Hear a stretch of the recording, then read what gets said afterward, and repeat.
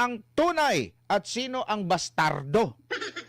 Dito sa ano kasi may hindi pwedeng sila lahat ay legitimate. Attorney, ano po ang paliwanag dito? Naku po. Ay, di pwede. Di pwede. Mm. Merong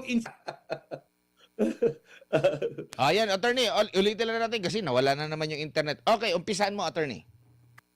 Okay.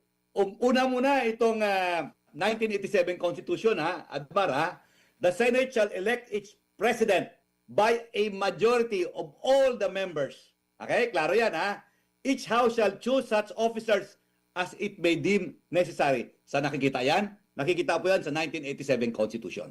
Klaro yan, Okay. Pangalawa, okay. Pupunta tayo sa rules ng Senate. Rules ng Senate, nakalagay dyan, ito. The Senate shall elect in the manner hereinafter provided. Importante yan, hereinafter provided. A president pro tempore, a secretary, and a sergeant at arms. Yan. Saan galing yan? Rules of the Senate. Ano pag sinasabi ng rules of the Senate? Ito, the officers of the Senate shall be elected by the majority of all its members. Pareho ng Constitution ang nakalagay, Okay. Ngayon, ito, punta na natin yung kaso ni Abilino versus Cuenco.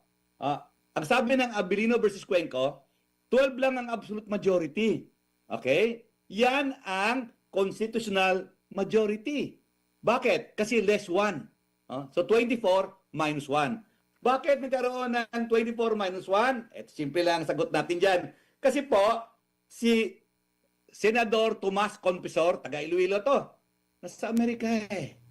So 24 minus 1, 23. Therefore, ang quorum, 12 lang. Doon sa kaso ni Abilino versus Cuenco, kailan nangyari? 1949. Okay. Opo. Ngayon, bakit gano'n? RP, Republic of the Philippines, US.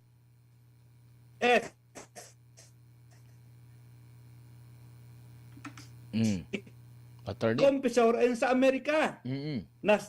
Nasa hospital siya. Opo. Okay?